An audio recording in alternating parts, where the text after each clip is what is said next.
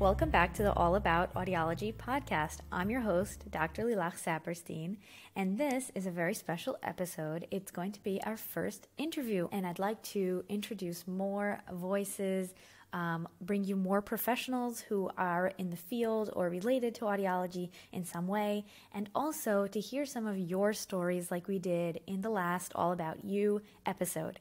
It's really important for me that your voice is heard, for you to know that what you're going through is helpful to other people, what they're going through, and that in this way we can all connect and help each other. So I have a few things to tell you before we jump into the interview. Number one is that if you haven't gotten already or heard about the free checklist that I created for you guys, it's a morning routine and evening routine checklist for caring for a hearing aid. It's available for free. All you have to do is go to the podcast show notes or check on my Instagram at All About Audiology podcast, or go to allaboutaudiology.com. Any of the way that you would reach me, you can get to this PDF. It has information about caring for hearing aids and how to clean the hearing aids. And also, I made it that if you put it into a plastic sleeve or have it laminated, you can use a dry erase marker to check off what you've done and have that hanging near the bed or in the bathroom, wherever you get ready in the morning with the hearing aids. So right before we jump into the interview with Dr. Hadassah Kupfer, a private practice audiologist in the Mill Basinarea neighborhood of Brooklyn in New York, Dr. Kupfer and I went to school together. She was a few years ahead of me in school. I knew her when I was doing my undergraduate degree at Brooklyn College, and we both attended the CUNY Graduate Center in New York for the audiology doctoral program. We had an excellent conversation that I'm going to play for you now, all about ear infections, tubes, and the reason I reached out to my friend and colleague was because I know that she did a research capstone, kind of like a dissertation in the doctoral program on this topic of childhood ear infections and fluid in the ears, and has a lot of information and guidance for parents of young children dealing with this issue. Dr. Kupfer has a patient-first approach, and her passion for audiology and for her patients comes through in our interview. We'll have Dr. Hadassah Kupfer's information and links in the show notes and in the post at allaboutaudiology.com. And if you want to visit her website, it's www.drkupfer.com. That's DOCTORKUPFER.com. And so we're going to jump right in, and I'm just going to make an apology. The sound quality is good, and I wish it could be better. It's my first time doing an online interview like this. And even though it can be better, and I'm going to improve as I make more online interviews, I really didn't want to miss out on this amazing interview and be able to share all of the information that she shared with us. And so, without further ado, we're going to jump right in. Let's welcome Dr. Kupfer. Dr. Kupfer, welcome to the All About Audiology podcast. I'd like to start by asking you to tell us a little bit about yourself and your journey towards becoming an audiologist and a private practice owner. Thank you so much. Thank you for having me, and hello from Brooklyn, New York, your hometown. Mm-hmm. And yeah, sure. So I'm an audiologist now. My practice focuses on adults and older adults mostly, but we also see children, and a lot of my training involved seeing children. So I have a fond place in my heart for this. I myself am a mother of 3 young children. So, I think a lot about pediatric topics. As an audiologist, my journey here came from, my parents are both doctors. So I always knew I wanted to do something in healthcare. And then looking into the different specialties, I came across audiology, and it was just really fascinating between the aspects of communication and psychology and the biology of the human ear and how it all came together. So that's what got me started down this path. I think that we have that in common, this idea that there's like a magic in audiology that you write about. It's like all the intersection. Is it neuroscience? We're like talking about music and art, and how do we pick up on the cues of someone's speech? Like it all comes together. It's really fun. Yeah, absolutely. And I think also that's one of the reasons this podcast has such a wide range of listeners, because audiology itself can cover so many different topics. So today's topic is all about ear infections, fluid in the ears, and this thing about the ear tubes. They call them grommets. What is all of this about? And I wanted to have you on here because I know you've done a lot of research and have experience with this. So you are our expert today. Thank you so much. Thank you. So we'll try to cover a little bit of this. Basically, ear infections, right? As a mother, as a parent, we've all heard about this. We go to the doctor looks inside the child's ear, and they'll either say, oh, ear infection, here's some medication, or they'll say fluid, and then kind of not explain much more than that. And sometimes, they'll walk out with a referral to an ENT or to an audiologist, but the parents aren't really explained much in the crosshairs. And that was one of the reasons why I actually did my capstone, which is kind of like a dissertation on this topic, because audiologists often end up interacting with parents in this situation. And I discovered that parents are really very poorly informed about what's going on and what their options are. And I wanted to educate myself properly on the actual evidence and the science, and just letting people know about what was actually happening to their child and what the proper thing was to do and what their options are. Now, what's tricky is that even in the literature, in the evidence, there isn't so much agreement about some things, which is why there's this confusion. It's not as straightforward as, a broken leg, we treat it this way. No, it's much more murky than that. And that's why it's, of course, important to have a good team between, your pediatrician and your audiologist, if any, and the ENT. So let's step back and talk about something called otitis media. This refers to an inflammation of the middle ear. The middle ear is something that's inside the body, okay? It's behind the eardrum. So when you stick your finger into your ear, your finger will only get so far, and you'll never touch your eardrum, but this is an area that's inside the body, okay? So that's one big misunderstanding that parents have.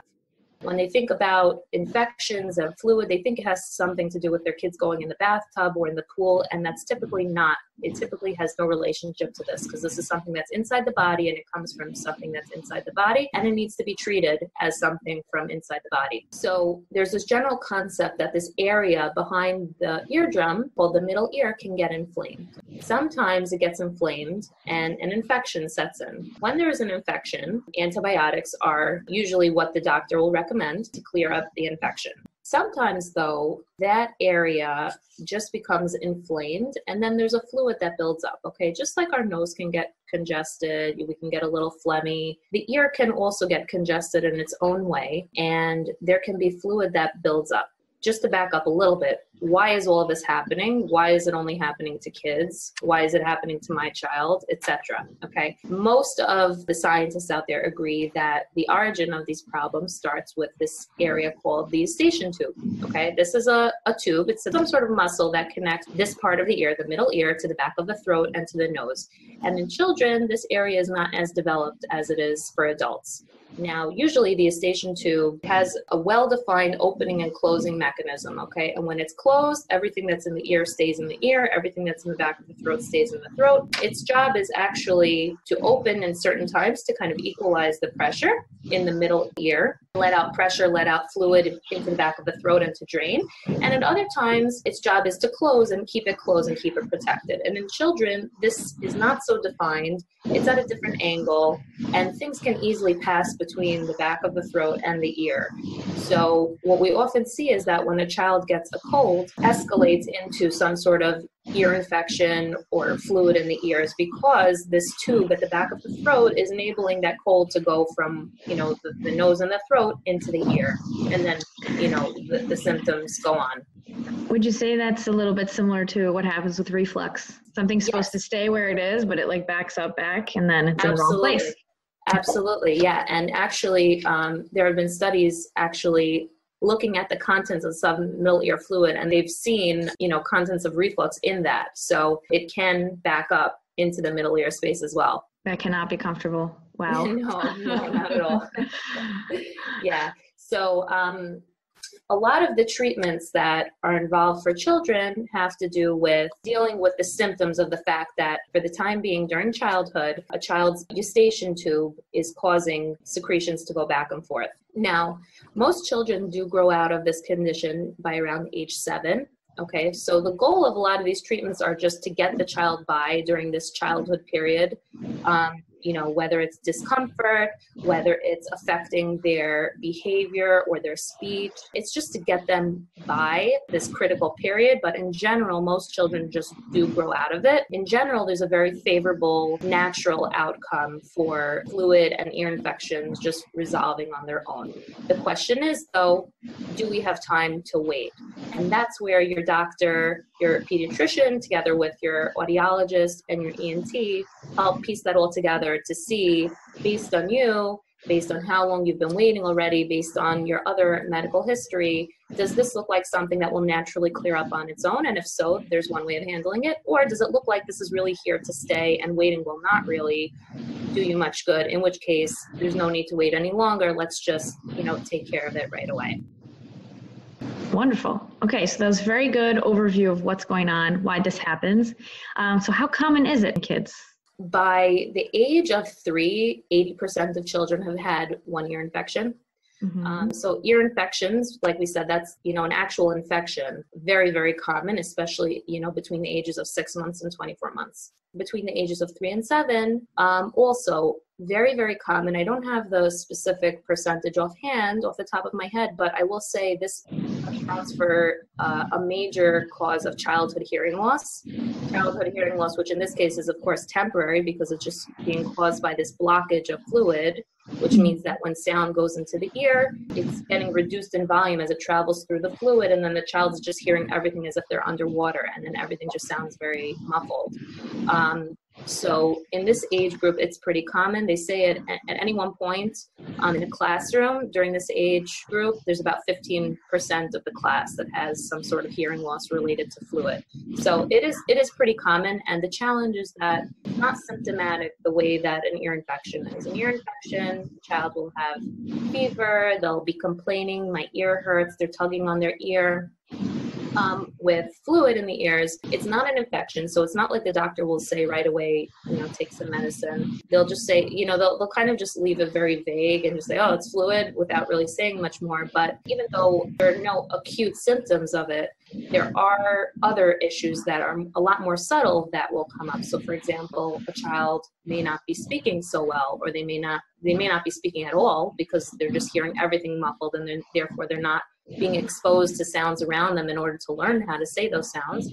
Or they might be speaking unclearly because the way that they hear sounds is, distorted by the fluid. They're not hearing clearly, and therefore they're imitating those sounds.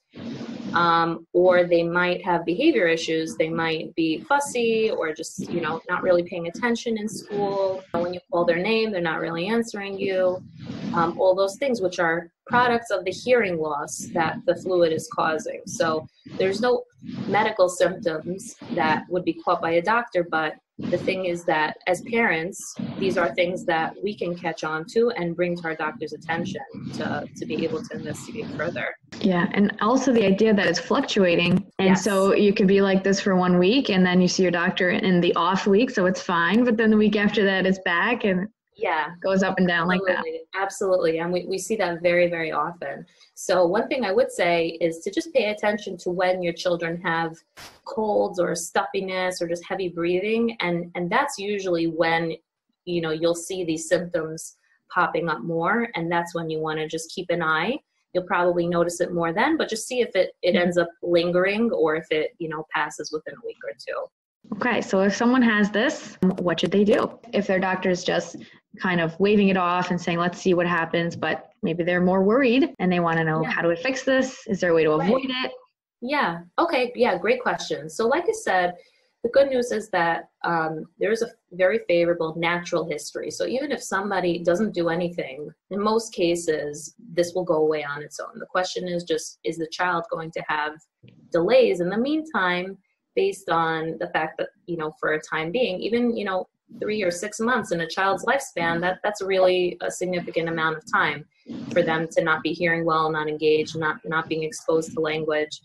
And you don't want to set up your child like that. When a child is so young, this is a very critical period, as they say, for being exposed to everything around them. So first things first, if it is ear infections that your child has, a few ear infections here and there, very common. Just listen to the doctor, take the antibiotics as needed, and that's typically all that's needed. If somebody has more than 3 ear infections in the span of 6 months, or if they have 4 ear infections over the course of a year, 4 or more, I should say, if their doctor hasn't recommended that they see an ENT, they should probably just try to get an ENT consultation on their own, just as, just to check to be sure, because when children are having a lot of ear infections and they're on antibiotics repeatedly, this isn't good for a child's antibiotic resistance. It's not good for their appetite.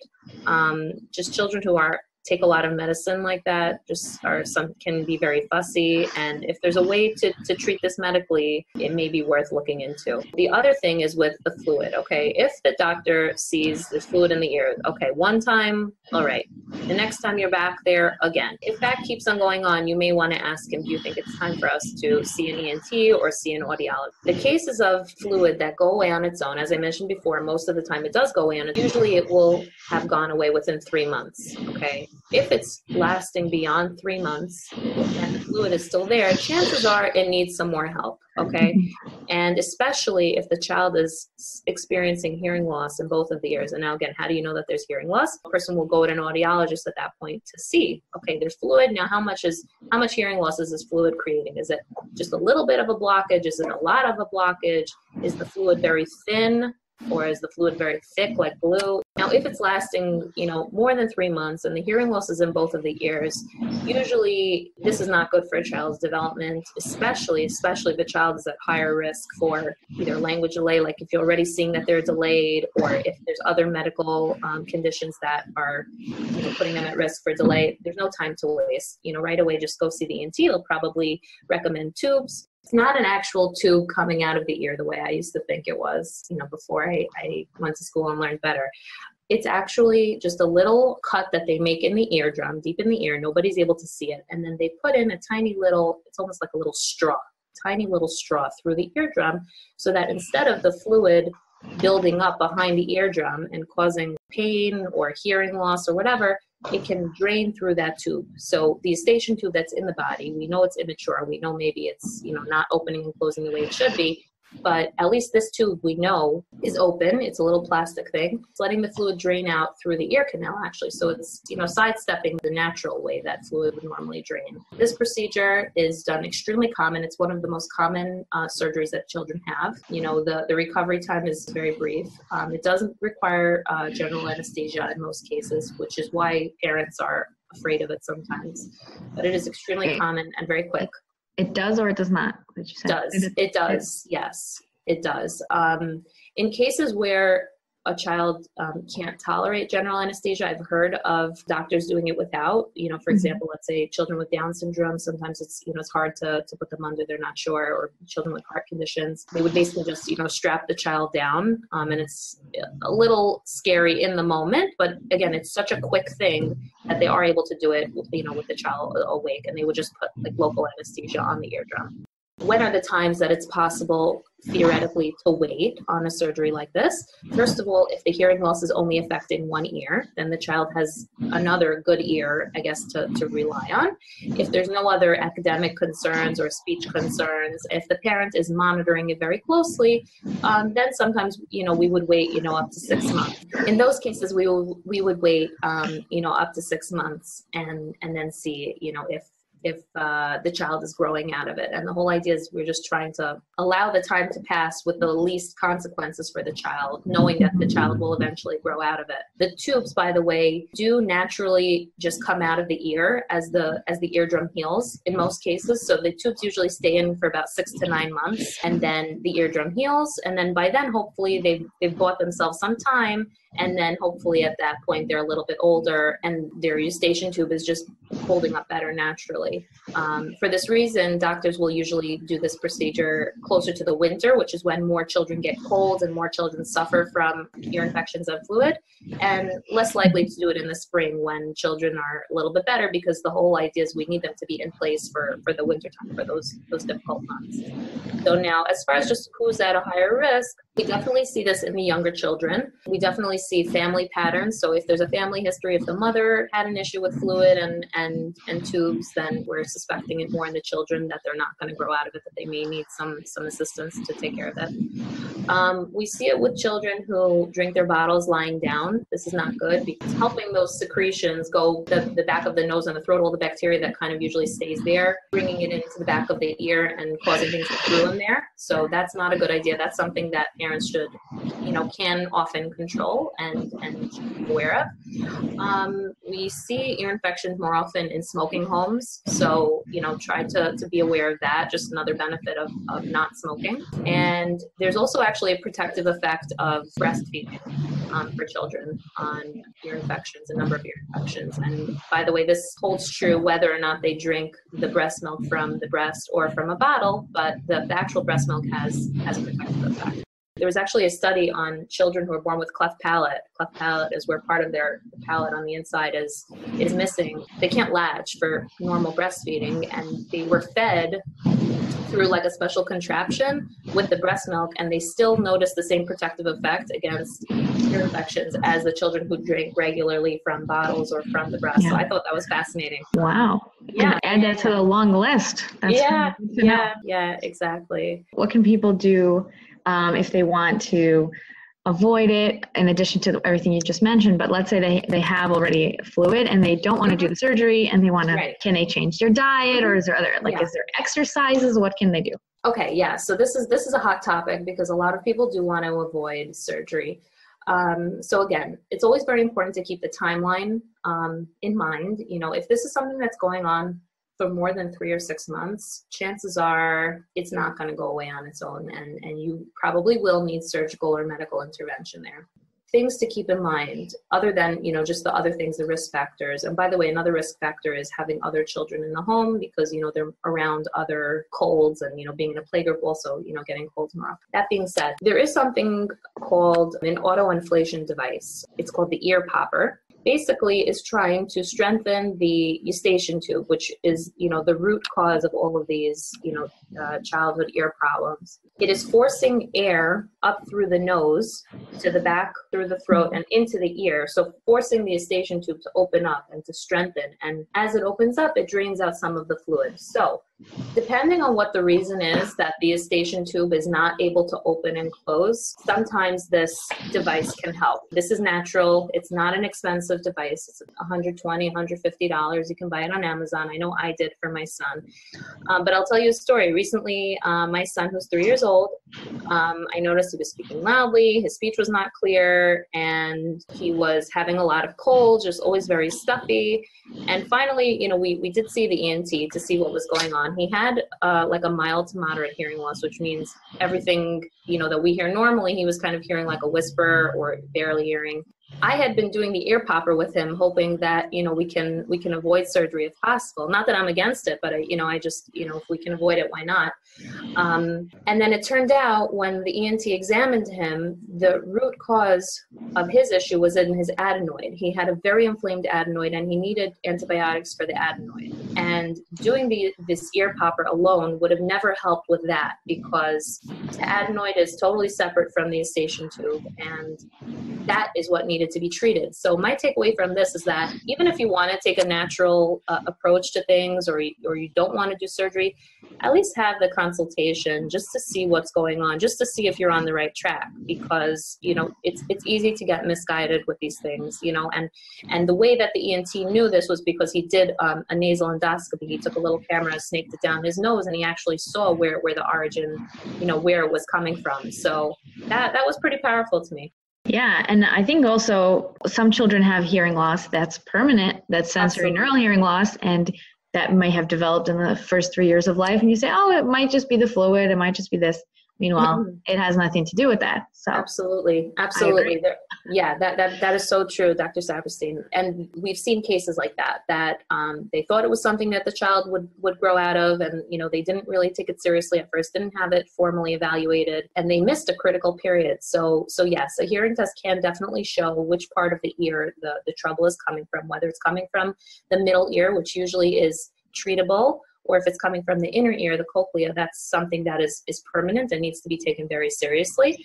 The hearing test can distinguish between the two of those things. And the other thing is that oftentimes a child will have a lot of earwax in their ears. On its own, there's nothing wrong with it. However, a lot of pediatricians, unfortunately, they'll look in the ear. There's a lot of earwax. They don't get a good view of what's happening in the eardrum and beyond. And they'll just let the child out the door without really saying fluid, ear infection. And there's a lot of misdiagnosis that's around. So if you have a hunch that something is going on, just recognize, I'm not distrusting your doctor, but just recognize that it is very easy to miss. And there's a lot of misinformation and lack of agreement, even among medical guidelines of what the correct thing is to do. So it's worth asking, it's worth getting a second opinion, and it's always worth going to a specialist, because after all, that is the one and only thing that they look at. So they're really good at getting to the root of the issue.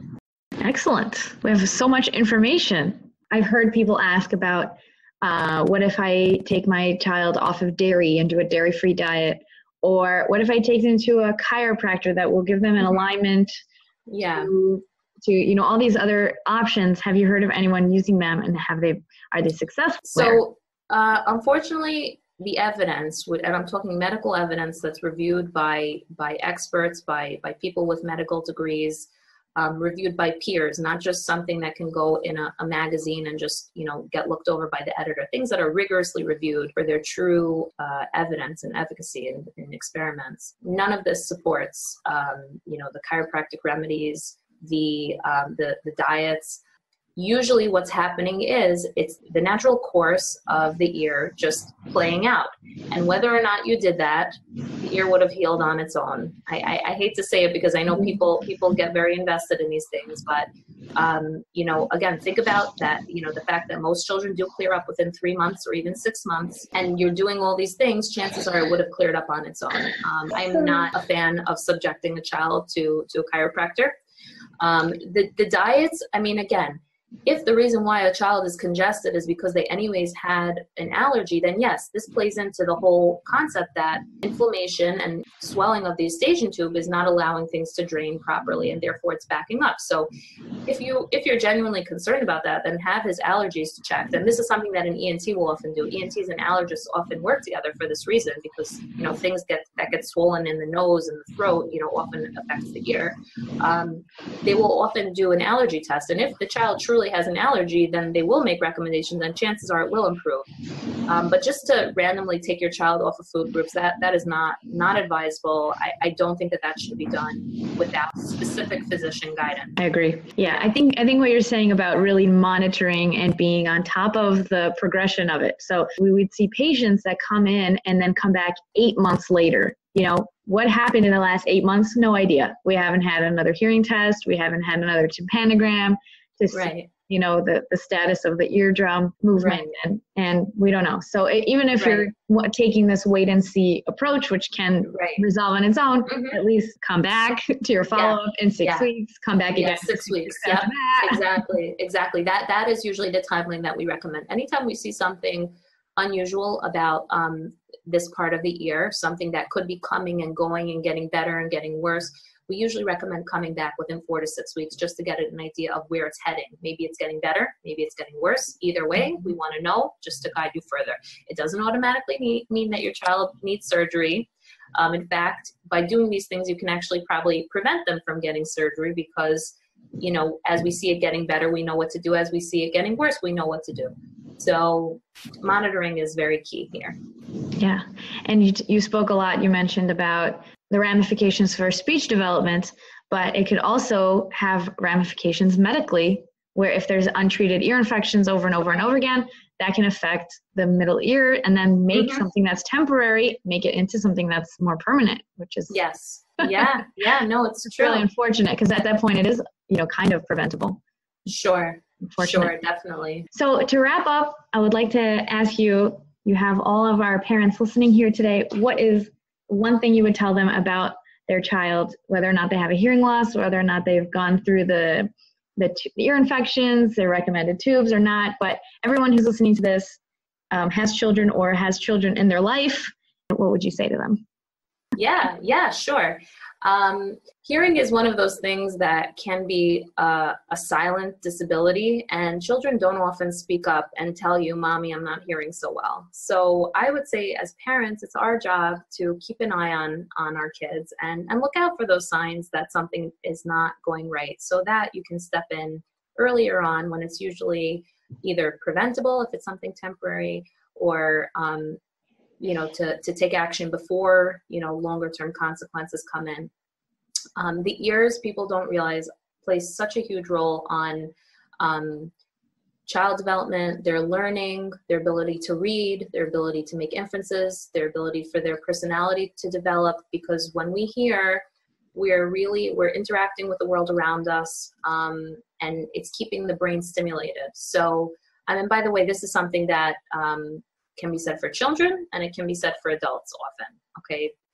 Sometimes it's not the person themselves who's experiencing it that can speak up and say what's happening, because they don't know what they're missing. It happened, these changes happen slowly, and they don't even realize. It's the people around them that will notice, hey, something is not right. Hey, they're asking for me to repeat. Hey, I have to speak louder in order for them to hear me. Hey, they're acting out in class. They're not really catching what I'm telling them. I'm giving them a few instructions. They're only catching the first one. They're more tired than usual at the end of the day, possibly because they're straining all day long to listen. They're acting out because it's too difficult for them to strain and listen. Yeah, and socially being missing jokes and not catching what's going on. Yeah, absolutely. And of course, the speech is super important. That's usually the reason why parents get drawn into this. That's the thing that they notice, that their child is speech delayed, and then they don't know what's going on. And the thing is that if we can prevent your child from being delayed or limit their delays by, recognizing the issue right away, getting the proper treatment, getting their therapy started, obviously to treat, someone who's younger, treating somebody at age 2 or 3 is very different than treating a child at age 5 or 6. That is a major difference in a young child's lifespan, and the outcomes are very different, So definitely, when you notice something, it can't hurt to mention it to your doctor, and just to see. It doesn't automatically mean that they're going to get surgery. Just to see where your child falls, realizing that this is a very common, normal thing. Like I said, my son had it too. If anyone should be able to prevent these things, I would have thought it would have been me. My son got it anyway. It happens, and it's not your fault. It's usually not something you can prevent from happening. Even though those mild things, you can sway it a little bit back and forth, but really it's out of your control. It happens, and just if you take care of it properly, your child will be just fine. Thank you so much. I think we all feel a little bit better and more I hope so. Informed. I hope so. Thank you. Thanks for coming on the show.